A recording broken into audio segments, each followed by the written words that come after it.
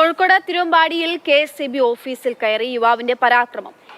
പ്രശാന്തിനെ കയ്യേറ്റം ചെയ്തു. കമ്പ്യൂട്ടർ അടക്കമുള്ള സാമഗ്രികൾ അടിച്ചു തകർത്തു. തിരുവമ്പാടി സ്വദേശി അജ്മൽ യൂസിയെ പോലീസ് അറസ്റ്റ് ചെയ്തു.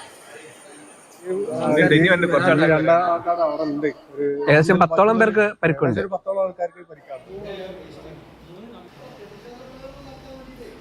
KSEB ഓഫീസിനുള്ളിലെ ദൃശ്യങ്ങളാണ് നമ്മൾ കാണുന്നത്. നയൻതാര കോഴിക്കോട്ട് നിന്ന് വിവരങ്ങൾ നൽകും. നയൻതാര, ഒരാൾ വന്ന് 10ഓളം പേരെ മർദ്ദിക്കുകയൊക്കെ ചെയ്യുന്ന തരത്തിൽ ഇത്തരത്തിലുള്ള പരാക്രമമൊക്കെ ഇയാൾ നടത്താൻ കാരണം എന്താണ്? എപ്പോഴാണ് ഉണ്ടായത്? നടപടി എന്തായിട്ടുണ്ട്?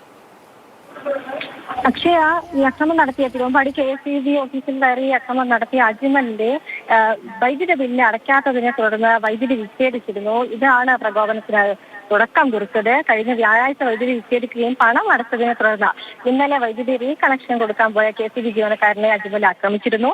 ഇത് അദ്ദേഹം AEക്ക് പരാതി നൽകി. തുടർന്ന് AE തിരുവമ്പാടി പോലീസിന് പരാതി നൽകുകയായിരുന്നു. പോലീസ് കേസെടുക്കുകയും തുടർന്ന് വാർത്തയാവുകയും ചെയ്തു. ഇതാണ് ഇദ്ദേഹത്തിന് പ്രകോപനം ഉണ്ടാക്കിയത്. അതായത് വാർത്ത വന്നു, പുറത്ത് ആളുകളെല്ലാം അറിഞ്ഞു.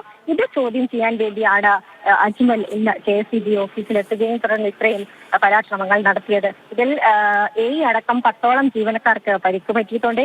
AE നിലവിൽ ഗവൺമെന്റ് ആശുപത്രിയിൽ ചികിത്സയിലാണ്. അദ്ദേഹത്തിന് കാലിനുൾപ്പെടെ പരിക്കേറ്റിട്ടുണ്ട്.